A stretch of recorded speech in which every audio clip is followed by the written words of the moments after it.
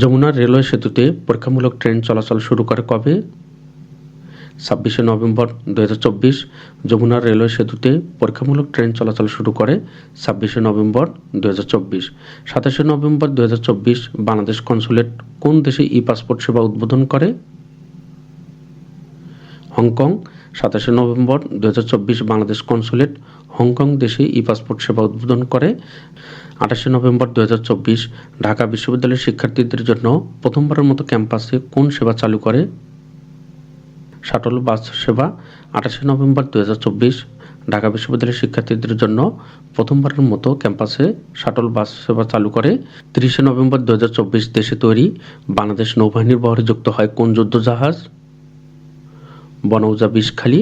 30শে November 2024 দেশে তৈরি বাংলাদেশ নৌবাহিনীর বহরে যুক্ত হয় বনৌজা বিশখালী। কৃষি সম্প্রসারণ অধিদপ্তর তথ্যমতে 2023-24 অর্থবছরে ভুট্টা উৎপাদনের শীর্ষ জেলা কোনটি? দিনাজপুর। কৃষি সম্প্রসারণ অধিদপ্তর তথ্যমতে 2023-24 অর্থবছরে ভুট্টা উৎপাদনের শীর্ষ জেলা দিনাজপুর। দেশের প্রথম পূর্ণাঙ্গ ডিজিটাল স্বাস্থ্যসেবা প্ল্যাটফর্মের নাম কি? সুখী। দেশের প্রথম পূর্ণাঙ্গ ডিজিটাল স্বাস্থ্যসেবা প্ল্যাটফর্মের নাম সুখী। 5 ডিসেম্বর 2024 উপদেষ্টা পরিষদের বৈঠকে ওশেনিয়া মহাদেশের কোন দেশে বাংলাদেশের নতুন হাইকমিশন স্থাপনের প্রস্তাব অনুমোদন করা হয়?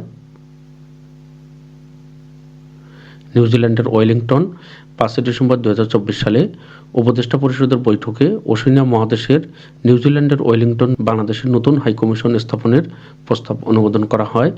9 ডিসেম্বর 2024 বাংলাদেশ জাতিসংঘের কোন সংস্থার ভাইস প্রেসিডেন্ট নির্বাচিত হয়?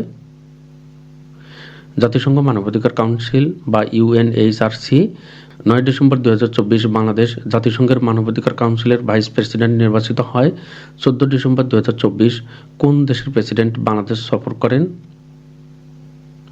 পূর্ব তিমুরের president Jose Ramos Horta.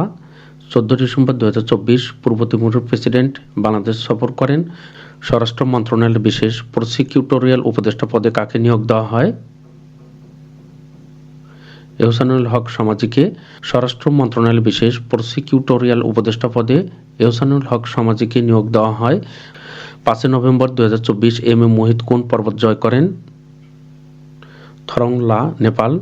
5 November 2024 M A মোহিত থরং লা, নেপাল পর্বত জয় করেন। কবি হেলাল হাফিজ কবে মৃত্যুবরণ করেন?